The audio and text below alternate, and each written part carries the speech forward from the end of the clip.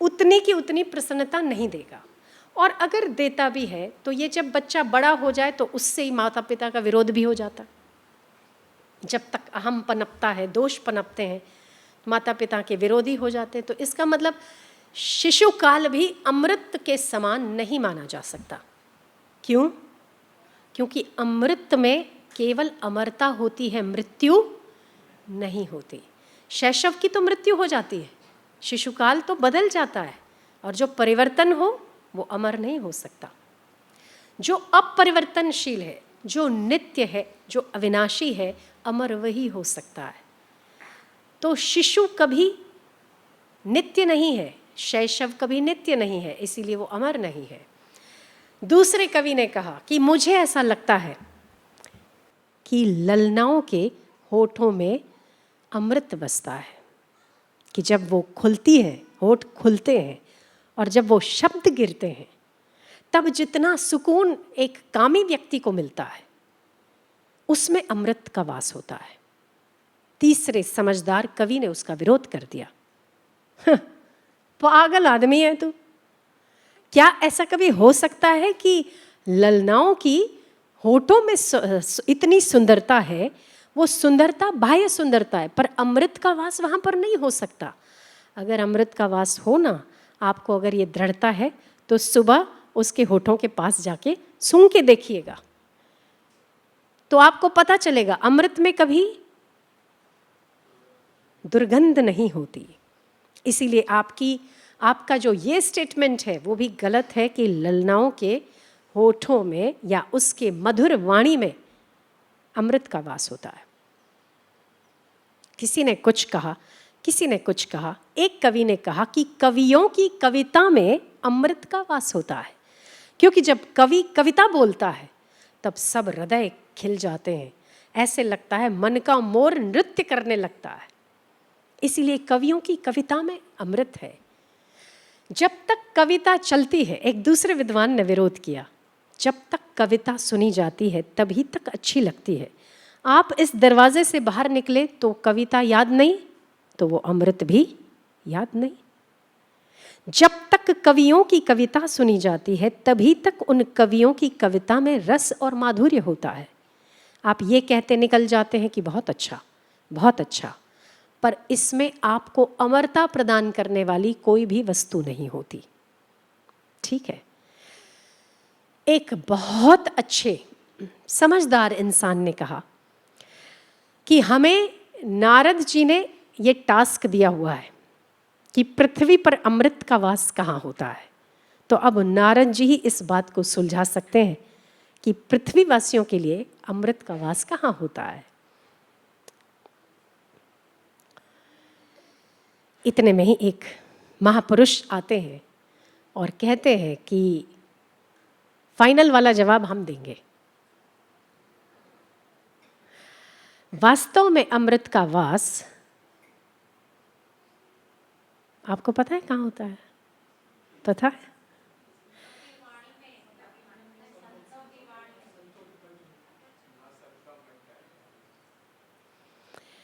नारद जी के मत अनुसार कि पृथ्वी पर अमृत 2 जगहों पर रहता है। एक तो भगवान के नाम में और दूसरा संतों की दृष्टि में।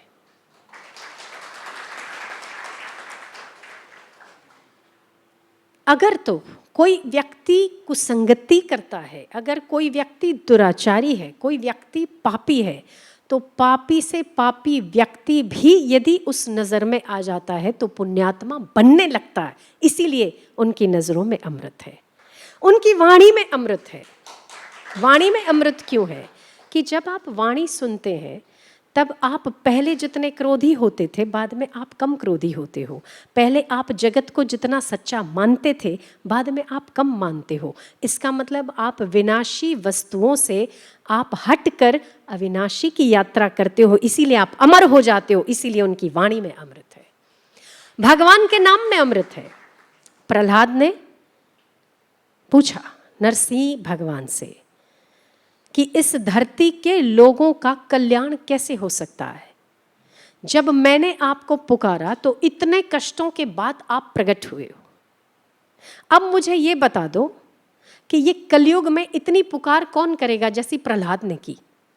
असंभव है। गिराया जाए, जलाया जाए, फिकवाया जाए, पानी में डुबो दिया जाए, अपमानित किया जाए, जलते हुए खम्भों को गले लगा दिया जाए, फिर भी उसकी आस्था में तनिक मात्र भी आंच नहीं आती। ऐसे ही प्रहलाद के आगे नरसिंह प्रकट हुआ करते हैं। ऐसे नहीं कि थोड़ी सी अनुकूलता हुई और हमने बहुत अच्छी भक्ति की, थोड़ी सी प्रतिकूलता हुई, भगवान तो हमारी बात सुनते ही नहीं है, छोड़ो ना, क्या कुछ रखा नहीं है इन पूजा पाठों में, इन भक्तियों में कुछ नहीं रखा है भैया। विपदाओं में ही तो आपकी भक्ति की परीक्षा होती है ना। सब अनुकूल है और तब आप अनुकूलता से भक्ति करते हैं तो कोई बड़ी बात नहीं है, पर प्रतिकूल है फिर भी यदि आप भक्ति करते हैं तो आप प्रहलाद और मीरा जैसे ही हैं, जैसे उन्होंने विपदाओं में भक्ति की। और परमात्मा वही तो, पुष्पों का हार, सर्प मिटकर पुष्पों का हार कब बनता है? जब ऐसी भक्ति दृढ़ होती है तब।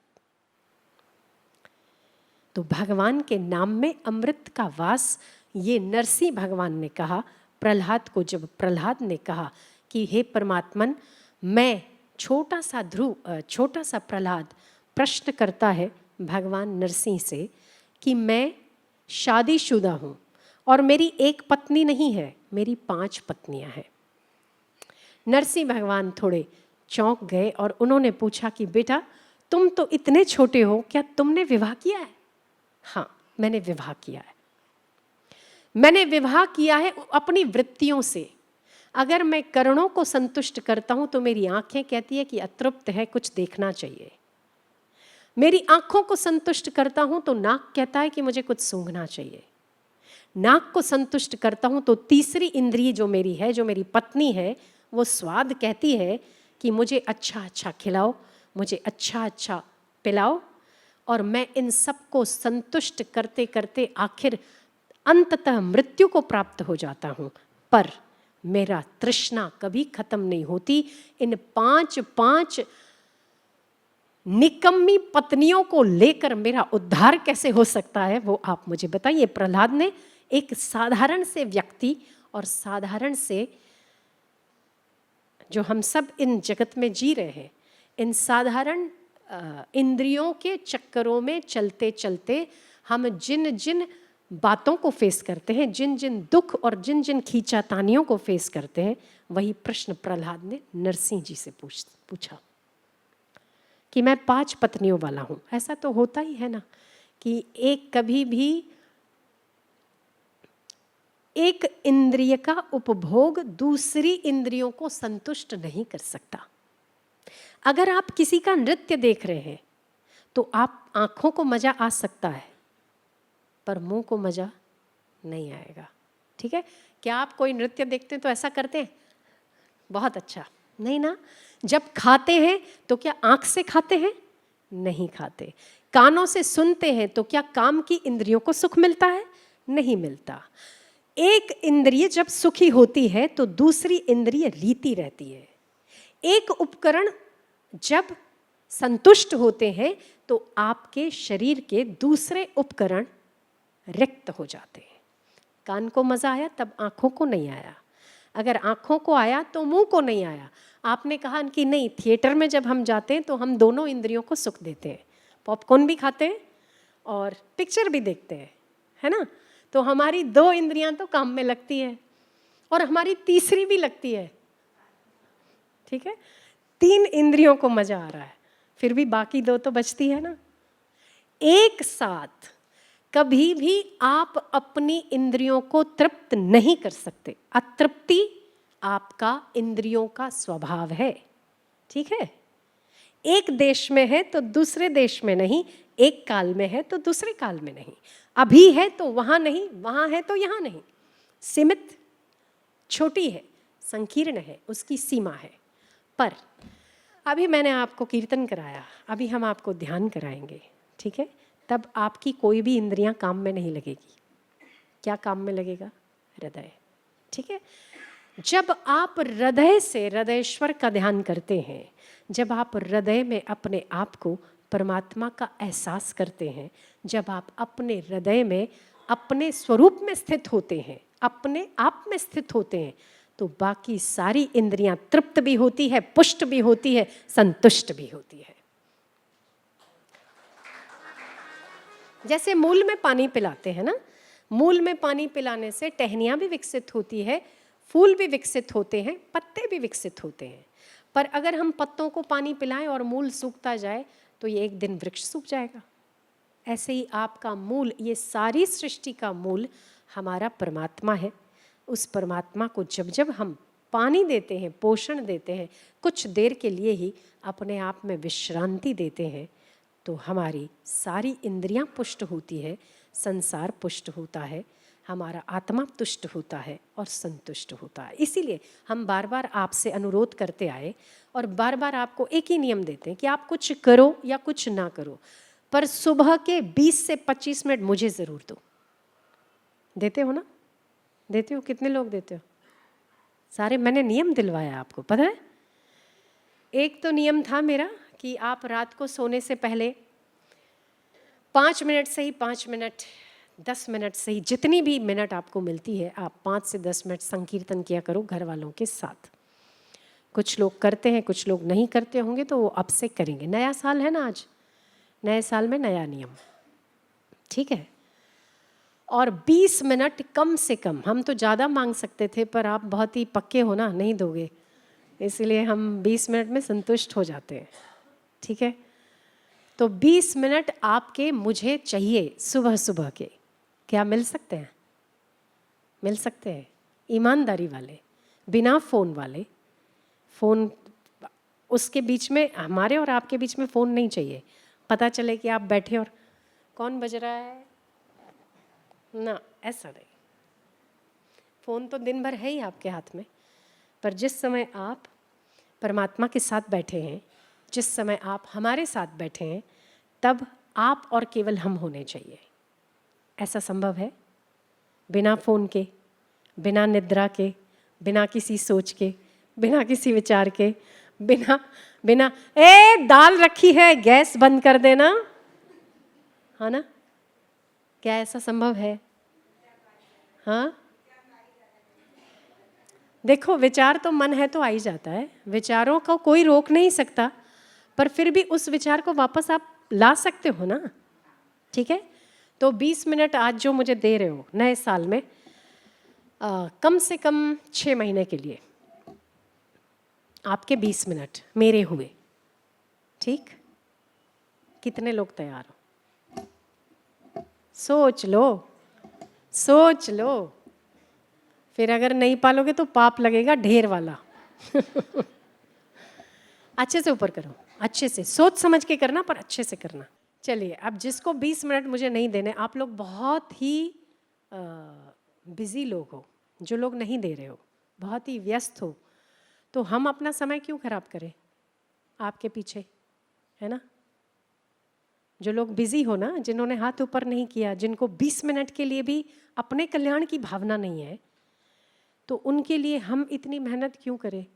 पर हम इसीलिए करते हैं कि आप दूर से आते हैं ना, चलो कुछ तो किया, समय दिया, खर्चा किया, आए, बैठे, इंतज़ार किया, वो उत्साह आया आपको कि आज हमको दर्शन होंगे, इसीलिए कुछ समय आपके नाम, पर हम आपको ऐसे ही नहीं जाने देंगे, है ना? तो दक्षिणा तो बनती है, देना तो चाहिए। चलिए, निकालिए 20 मिनट।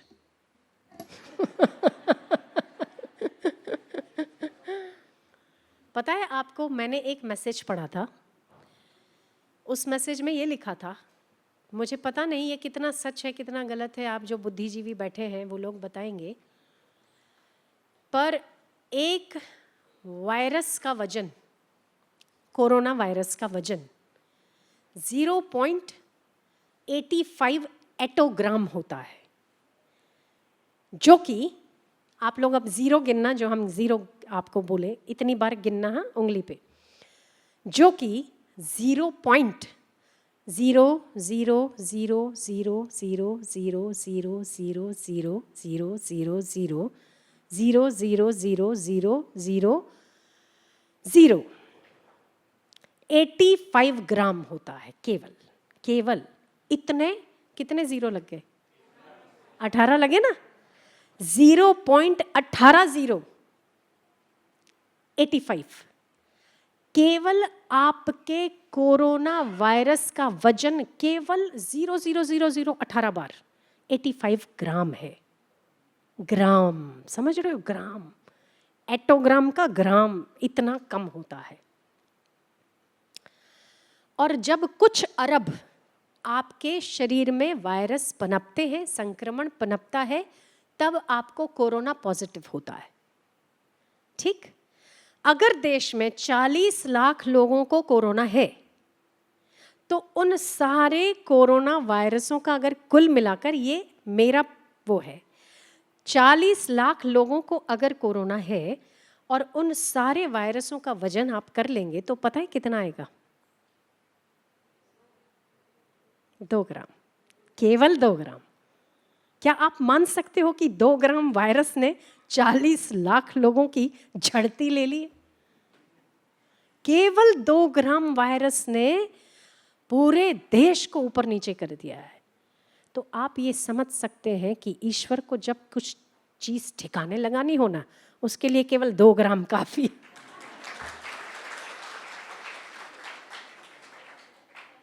हाँ, 2 ग्राम में ऊपर नीचे हो जाते हैं। प्रलय हो तो बात ही पूछो मत, हो तो सारी प्रकृतियां सीमाएं छोड़ देती अपनी।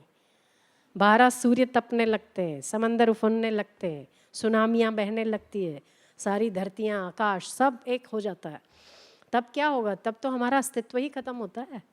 इसी में ही संभालने में मुश्किल हो रहा है। हाँ, इसी में ही संभाले, संभलता नहीं है। कितना वजन हो गया पता है आपको? 40 लाख लोगों के कोरोना वायरस का वजन कितना? ओ ईश्वर के लिए कितनी? 2 ग्राम। आपके लिए तो हो जीवन मृत्यु का सवाल है। अभी मरे अभी जिए, अभी मरे अभी जिए, अभी मरे। मजे की बात देखो कि जो मरने वाले उनको अपने वाले भी हाथ नहीं लगाते। 2 ग्राम। केवल 2 ग्राम। तो आप जब अपने इर्द गिर्द घटित हुई घटनाओं पर विचार करोगे ना, तो आपको लगेगा कि ईश्वर का सामर्थ्य बहुत अनंत है, बहुत व्यापक है। और हम अपने तुच्छ शुद्र अहम का पोषण करने में इतने व्यस्त हैं कि हमें लगता है कि मैंने नहीं कहा, हुआ, मेरे साथ झगड़ा हुआ, मुझे कह दिया, रुक जा मैं ठिकाने लगाता हूं। अरे तेरा तो अस्तित्व 2 ग्राम से लड़ने का भी नहीं है बेटे। है ना? उस विशाल व्यापक परमात्मा की सृष्टि में अगर 2 ग्राम वजन का वायरस 40 लाख लोगों को परेशान कर सकता है, आपका अस्तित्व कितना है? कुछ भी नहीं। पर यदि आप अपना अस्तित्व बनाना चाहते हो तो अपने आप को परमात्मा का और परमात्मा का अपने खुद को और खुद को ईश्वर के हवाले करना बुद्धिमानी है। आप स्वयं उसका स्वरूप हो, ये जिस दिन आप मान जाओगे उस दिन अनंत सामर्थ्य के धनी आप भी हो, अभी भी हो, केवल मानने की देर है। तो 2 ग्राम वायरस नहीं, 25 ग्राम वायरस आ जाए ना, कोई दिक्कत नहीं है। केवल अंदर के वायरस, जो शरीर के वायरस, वही वायरस नहीं है। आज तो जमाने में देखो, असहिष्णुता, क्रोध, क्राइम, कितने सारे वायरस है। किन किन को ठीक करोगे? अपने आप को ठीक कर लो, सब ठीक ही ठीक मिलेगा। वासुदेवाय वासुदेवाय वासुदेवाय वासुदेवाय वासुदेवाय वासुदेवाय वासुदेवाय वासुदेवाय वासुदेवाय वासुदेवाय वासुदेवाय वासुदेवाय वासुदेवाय वासुदेवाय वासुदेवाय वासुदेवाय मेरे देवाय प्यारे देवाय सबके देवाय सब में देवाय मेरे देवाय प्यारे देवाय सबके देवाय सब में देवाय मेरे देवाय प्यारे देवाय सबके देवाय सब में देवाय